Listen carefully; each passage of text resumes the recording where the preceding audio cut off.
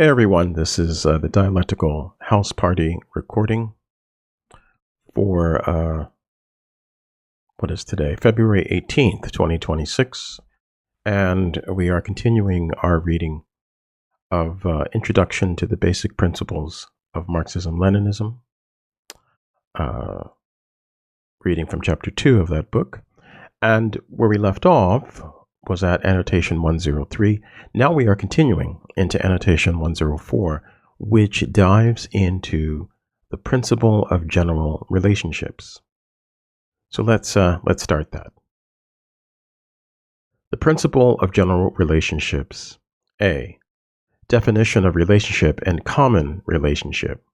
And now I'm going to read annotation 104.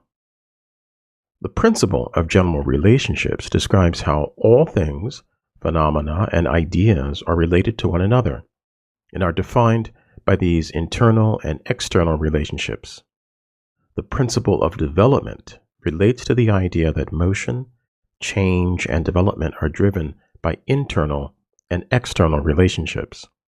These two principles are dialectically linked. Any given subject is defined by its internal relationships, and these same relationships drive the development of every subject. Note, the foundation of the principles of materialist dialectics were laid out by Engels in Dialectics of Nature. Engels began working on Dialectics of Nature in February 1870 and had to stop in 1876 to work on Anti-Düring. He then restarted work on Dialectics of Nature in 1878 and continued working on it until 1883, when Karl Marx died. Engels felt that it was more important to try and put together Marx's great unfinished works, Capital Volumes 2, 3, and 4, and so he stopped working on Dialectics of Nature once again. So unfortunately, Engels died before this seminal work on materialist dialectics could be completed. And what we have instead is an unfinished assemblage of notes. What follows in the rest of this book is a cohesive system of materialist dialectics which was built upon the foundations laid out by Engels in Dialectics of Nature and many other works of political and scholarly writing from various sources.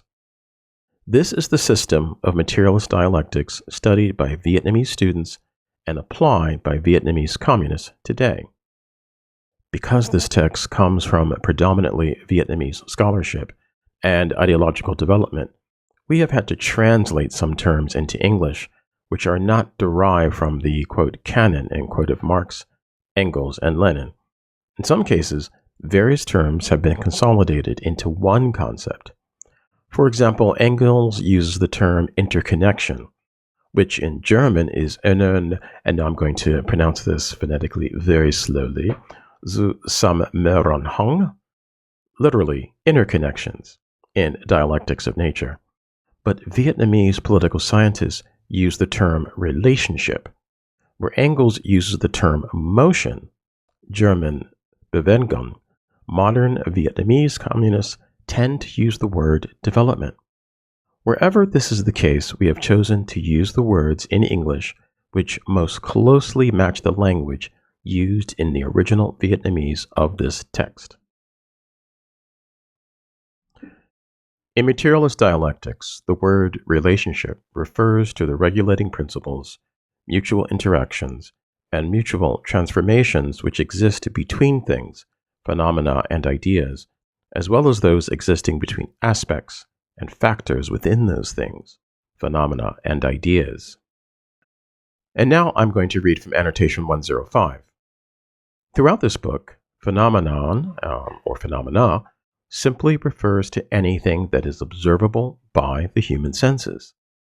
Materialist dialectics examines the relationships between things, phenomena, and ideas, and within things, phenomena, and ideas. A relationship which occurs between two separate things or phenomena is referred to as an external relationship.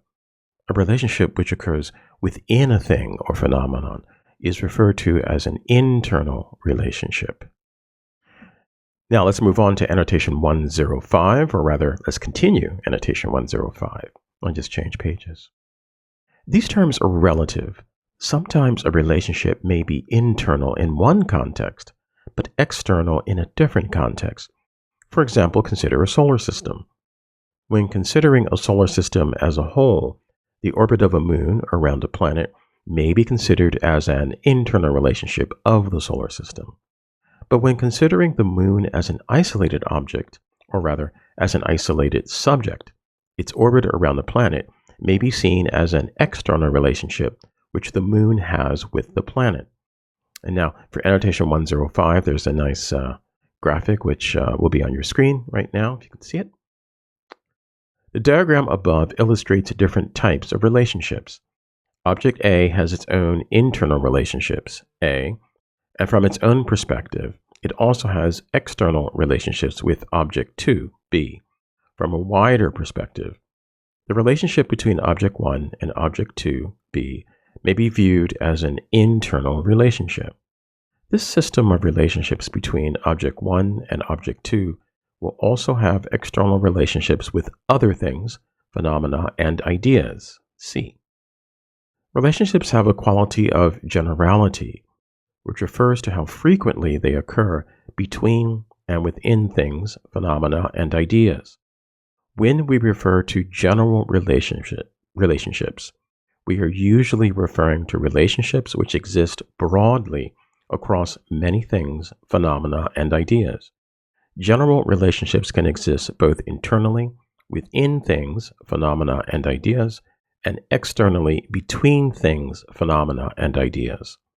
The most general relationships are universal relationships. These are relationships that exist between and within everything and all phenomena, and they are one of the two primary subjects of study of materialist dialectics.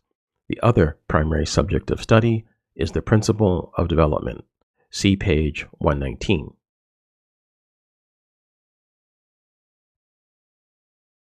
And now let's move on to annotation 106, which also has a very nice diagram that you'll see on your screen that shows kind of visually universal relationships, unique relationships, and generality.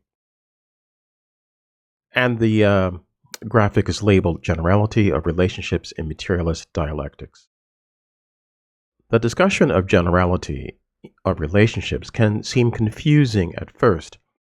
What's important to understand is that generality is a spectrum ranging from the least general relationships, unique relationships which only occur between two specific things, phenomena, or ideas, and the most general relationships, universal relationships which occur between or within all things, phenomena, and ideas. Of particular importance in the study of materialist dialectics are universal relationships which exist within and between all things, phenomena, and ideas. See below. Translation note. In the original Vietnamese, the word universal is not used. Instead, the compound term Phổ Biến Nhất is used, which literally means most general. In Vietnamese, this phrasing is commonly used to describe the concept of universal, and it is thus not confusing to Vietnamese speakers. For this translation, we have opted to use the word universal because we feel it is less confusing and better explains the concept in English. And by the way, forgiveness for my no doubt poor pronunciation of Vietnamese. Continuing. The universal relationships include, but are not limited to, relationships between basic philosophical category pairs, private and common, essence and phenomena, etc., relationships between quantity and quality, relationships between opposites. Together in all forms of relationships in nature, society, and human thought, special, general, and universal, there is unity in diversity and diversity in unity. And now we move on to annotation 107, which also includes a very nice graphic, which you will see on your screen. Principle of General Relationships. According to Curriculum of the Philosophy of Marxism-Leninism for university and college students specializing in Marxism-Leninism, and Ho Chi Minh thought, materialist dialectics upholds the position that all things, phenomena, and ideas exist in mutual relationships with each other, regulate each other, transform into each other, and that nothing exists in complete isolation. That is the core idea of the principle of general relationships. From this principle, we find the characteristics of diversity in unity and unity in diversity. The basis of diversity in unity is the fact that everything, phenomenon, and or idea contains many different relationships. The basis of unity and diversity is that many different relationships exist, unified, within each and everything, phenomenon, and idea. Diversity and unity. There exist an infinite number of diverse relationships between things, phenomena, and ideas, but all of these relationships share the same foundation in the material world. The material world is not a chaotic and random assortment of things, phenomena, and ideas. Rather, it is a system of relationships between things, phenomena, and ideas.